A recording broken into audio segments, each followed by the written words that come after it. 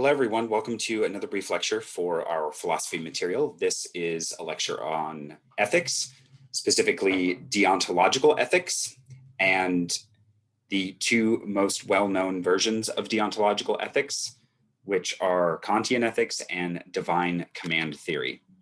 So this is the approach to ethics that focuses on rule-based action or following the correct moral prescriptions, not because of the consequences, but rather because of the motives for doing so.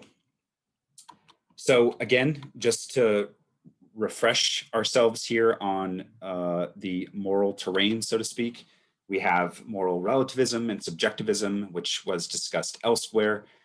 There are agent-based approaches, which we'll discuss elsewhere as well. We've already talked about consequentialism, and now we want to get into more details for the action-based views. So setting aside utilitarianism and egoism, we have Kantian deontology. And again, this is the kind of typical setup we would get in a ethics overview, right? We have action-based theories over here, consequentialist, egoism, utilitarianism, agent-based over here with the virtue ethics, and then Aristotelian virtue ethics and Confucian virtue ethics. But here we want to focus on deontological ethics. Okay, so first let's discuss divine command theory. So this is the approach to ethics that says that an action is right just in case God or a God commands it. If you're interested in looking at some more details, I would encourage you to look at chapter 2 of the ethics material. So there are lots of ways to formulate this. There's no one straightforward or uniform way of defining divine command theory, but I think it's safe to summarize divine command theory really as the name implies, which is whatever God has said or a religious book that speaks it for or in the name of God says that it is the action that we should perform. And the actions that we shouldn't perform are also prescribed by either those same texts or religious prophets or something along those lines. So we see versions of divine command theory or proponents of divine command theory, not just in the Abrahamic traditions of Judaism, Christianity, and Islam, but also in other traditions as well. Now, we can't do this view complete justice here, but one major problem that's often invoked for divine command theory is what's called the Euthyphro problem. And this goes all the way back to Plato and Socrates. And the question becomes, if we're just reading our ethics out of a religious text source, are actions right because they are commanded by God, or does God command them because they are right? Because both of these answers, or both of these horns of the dilemma, as we would call them, are problematic. So the first horn of the dilemma, the idea that actions are right because they are commanded by God, it really just seems to imply or potentially imply that God's goodness is redundant. In other words, God is good is just a tautology, right? It doesn't really tell us why things are good. In the second horn of the dilemma, God commanded them because they are right. This is problematic because then it makes our moral intuitions arbitrary.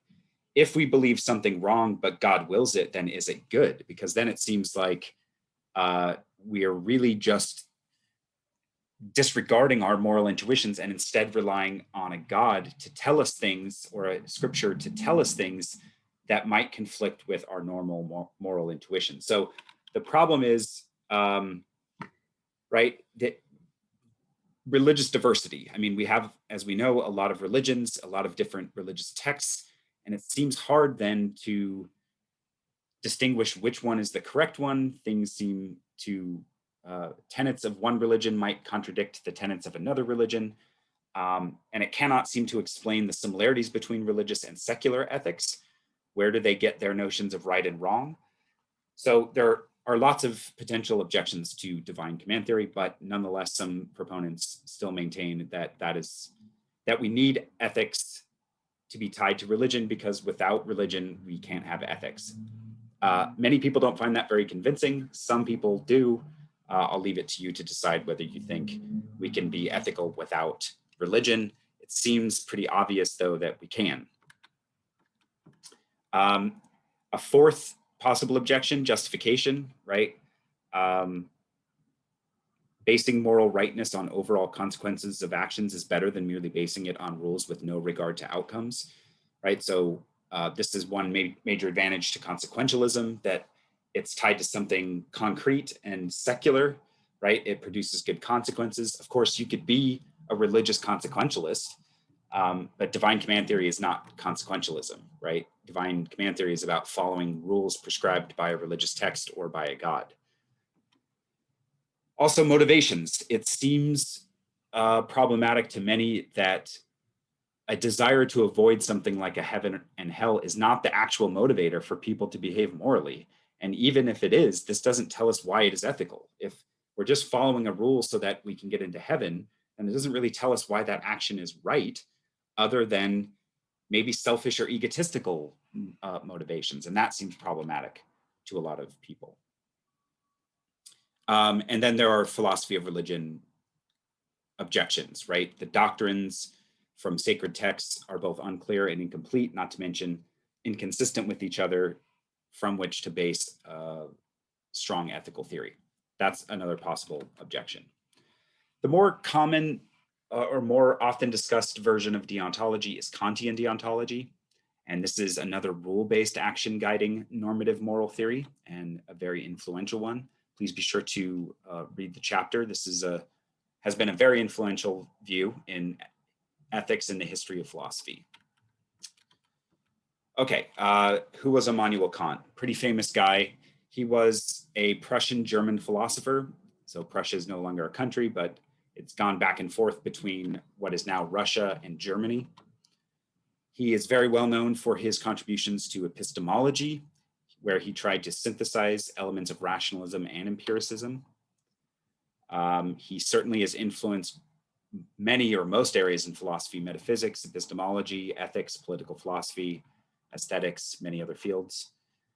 He has some very well-known works that are very dense, very difficult to read. Take it from me. They are very difficult to penetrate, but he was a serious thinker, and he deserves a lot of respect and credit for making major impacts in philosophy, as well as anthropology, by the way. So interesting side note. He has a lot of themes that have been very much repeated by subsequent philosophers, notably his views on political philosophy, like personal autonomy. So that's why he's often lumped in with other Enlightenment thinkers that have been very influential, right? So people like John Locke, Jean-Jacques Rousseau, Thomas Paine, others who have been credited with giving rise to the American Revolution and the founding documents, as well as revolutions in France and elsewhere in Europe. He thinks that ethics, like pretty much all philosophy, should be based on reason. And this is the foundation for the distinction between consequentialism and deontology. So again, consequentialists think that the rightness of an act depends on features outside of the act itself. So if you remember my earlier example in another lecture with a water bottle, if I'm considering throwing my water bottle at a friend, if I'm a consequentialist, you're only basing the rightness or wrongness of that action on the features outside of the act, like my friend's face, or whether I get fired, or whether I get arrested, right? Those are consequences independent of the action itself. Whereas in deontology, the rightness of an act depends on the features of the act itself. And we can understand this by using our reasoning process and specifically understanding rules, whether or not those features are in accordance with the appropriate moral principle. So the reasons here are going to be paramount. The rightness or wrongness of an action, of any action, is determined by one's reasons for performing it, not some utilitarian or hedonic calculation. So some features of Kantian moral reasoning, as I already stated, are reason. Ethics is based not on feeling or sentiments or happiness, but on reason. And essentially what Kant is saying is that when we act unethically, we're acting irrationally. It makes acting immorally a form of irrationality. And he rejects emotion as playing any role in moral decision-making. Not that emotions aren't important to humans, but they can't serve as reasons for acting one way or the other. So a lot of people like this kind of cold black and white approach to ethics, that there's a right, there's a wrong, leave emotions at the door. There are things you should do, things you shouldn't do, full stop. Sometimes I call it the Nike of ethics. If you remember Nike's slogan, just do it. So Kant is just do it or just don't do it. There's no in between, there's no gray area. And some people find that attractive.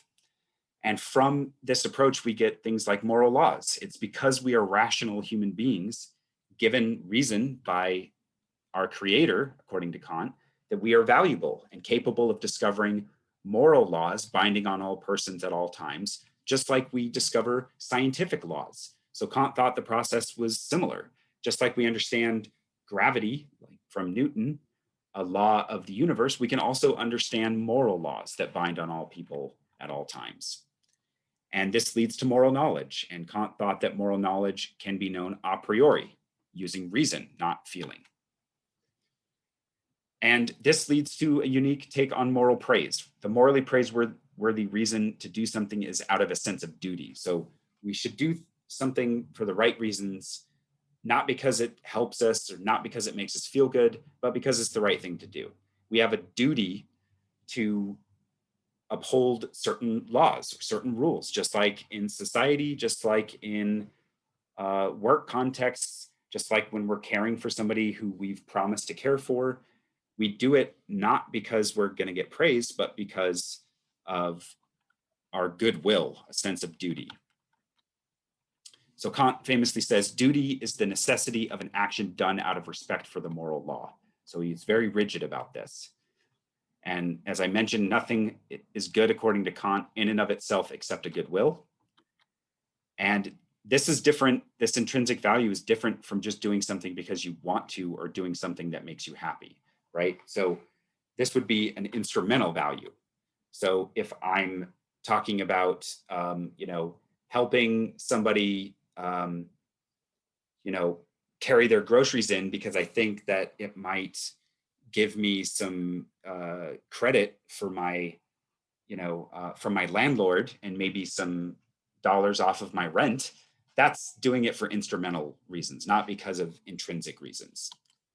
So for Kant, a maxim is any action or subjective principle of volition, the reason I have for performing that action. And as was just mentioned, an action must be done from duty in order to have moral worth. And so this maxim is, again, a general guide for a person's decisions regarding action.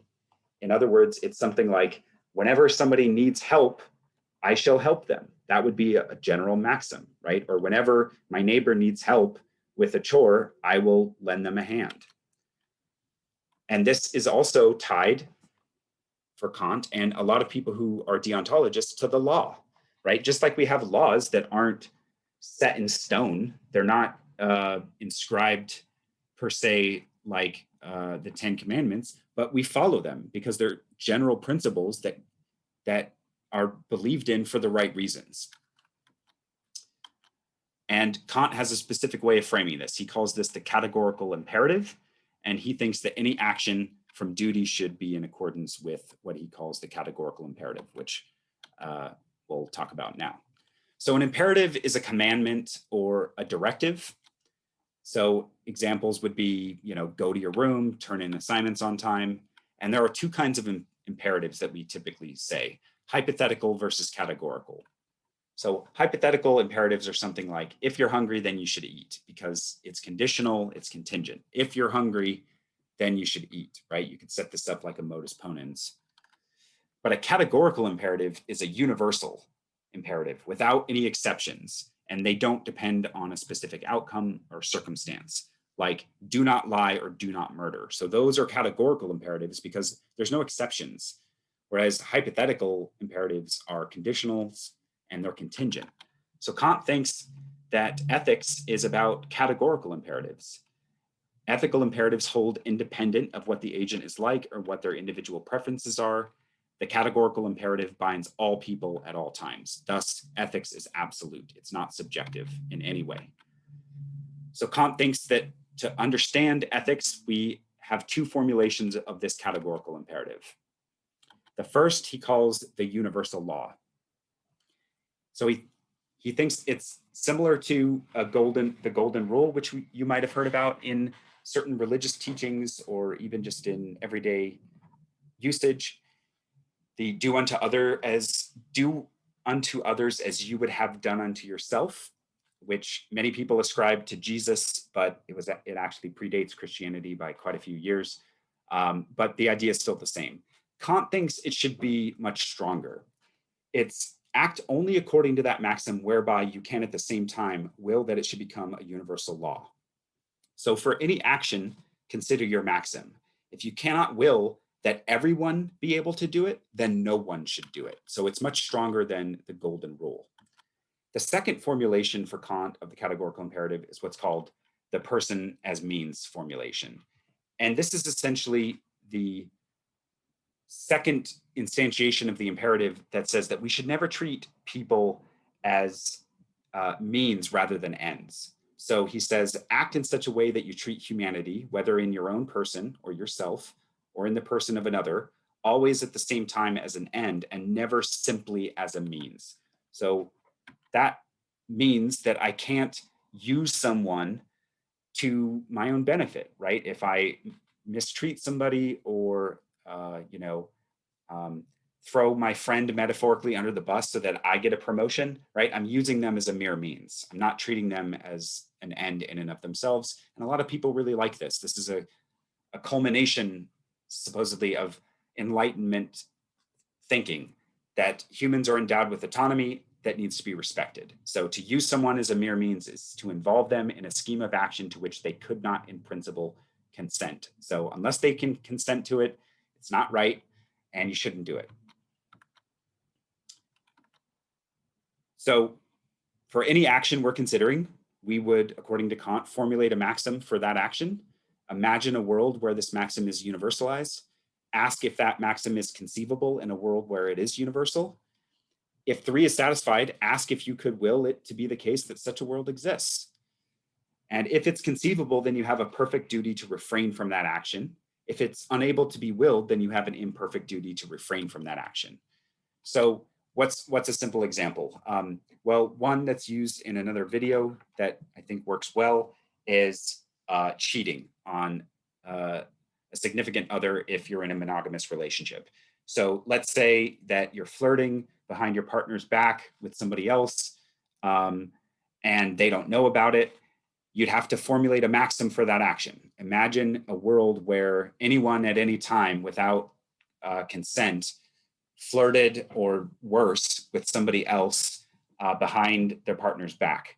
Well, we'd have to imagine everyone being able to do that. But then the entire world of promise keeping and trust would collapse. So because we can't imagine a world where that would be universal, no one should do it. So we have a duty to refrain from things like cheating or flirting behind our partner's back, right? So simple test. You could use the same test for any other kind of action as well, whether it's lying or stealing or anything like that. And the second imperative, again, the person as ends formulation, we can't use people as tools, right? For any action you take, you must treat anyone with whom you interact as a person deserving moral respect with their own ends and never merely as a tool to be used toward your own ends. And again, this is heavily tied for Kant to autonomy. We don't value people for the functions they perform. We respect them as human beings that deserve respect because of human autonomy. So this is very motivating for a lot of people. It's very intuitive for a lot of people that you don't mistreat others. It's pretty obvious to see actions being ruled out by the categorical imperative, some of which I just mentioned: lying, stealing, cheating, murder. All those things would be ruled out because they'd be violations of both formulations of the categorical imperative. If you can't imagine everyone doing it, don't do it. And if anything you do mistreats somebody or disrespects them, don't do it. That pretty much rules out most of the common ways in which people mistreat others. So lots of appeals to deontology. It's intuitive for a lot of people. It defends our intuitions that some actions, like murder, are inherently wrong regardless of the consequences. For many, it's clear. Kant's theory is decisive. Some acts should never be performed, killing the innocent or lying, for example. And this is an appeal over and above utilitarianism, because again, utilitarianism would say that there are cases in which you should potentially kill an innocent person if you help the greater good, but Kantian deontology rules that out. Some actions, regardless of it helping the greater good, should never be performed. It's also self-reflective. Actions must not be contradictory. It has a golden rule-esque nature to it.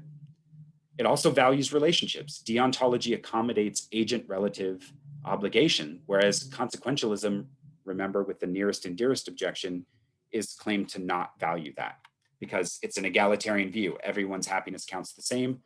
Deontology, on the other hand, thinks that you've made special commitments to those nearest and dearest to you that should be prized over and above the interests of a stranger, potentially. Also, it matches up well to many people's intuitions about what the law is. So it adheres to many religious intuitions that we should respect the law or laws for their own sake, setting aside personal desires or interests. And also, a lot of people think that deontology captures the intuition of respect, that morality is about respect for autonomy, for our own and for others. So there are a number of possible objections to deontology. One common one is that deontology is too rigid and even counterintuitive.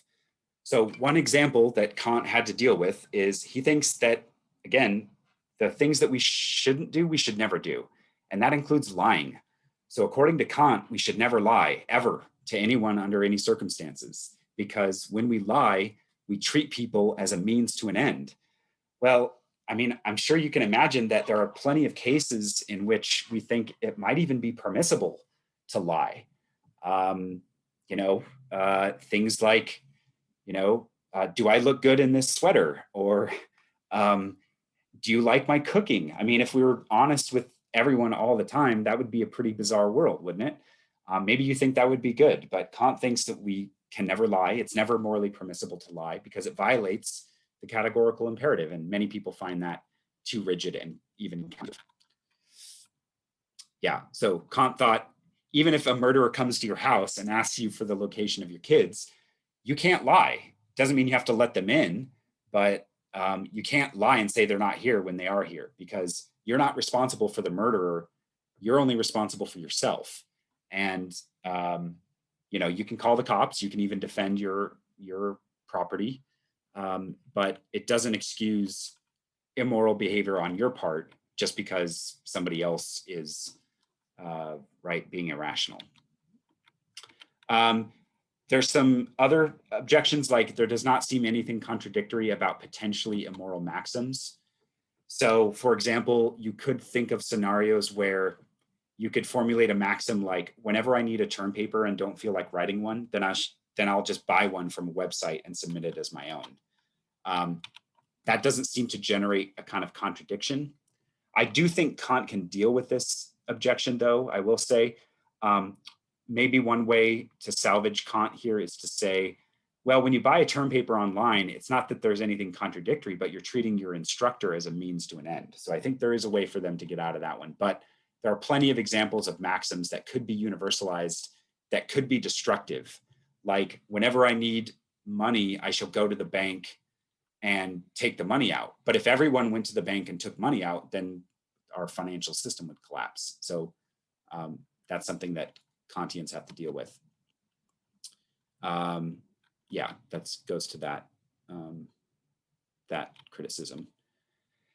Another major criticism that we see in more modern discussions or the more modern philosophical literature is that deontology celebrates celebrates reason over and above emotions, essentially to the point of thinking that emotion has no moral relevance. But a lot of people, especially these days, think that this is just not the right approach. I mean, emotion is important to human interaction, and it's certainly relevant to ethics. But Kant comes at it from a very stone cold, and let's let's be honest, a very male-centric, dispassionate way that a lot of people just don't think holds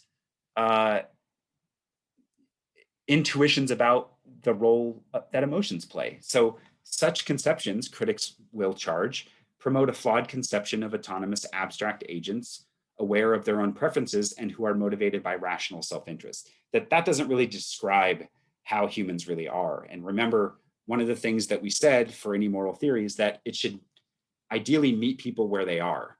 But we're not moral robots, right? We don't go around like drones and make these calculated rules or follow these rules like soldiers. That's just not who humans are. Emotions play a role. Also, our situation in life can affect how we come at an ethical situation. So many people may praise Kant for the celebration of autonomy and respect that he gives in his theory, but critics think that he hasn't quite captured the full essence of human morality, because there's more to morality than reason. And that is something that Kant is going to get criticized for by later philosophers, especially philosophers in the 20th and 21st century, predominantly feminists and care ethicists. So let me leave it there. There are other criticisms, but hopefully you enjoy thinking about deontology and appreciating the advantages and appeals to the view. If you have any questions, as always, please be sure to let me know.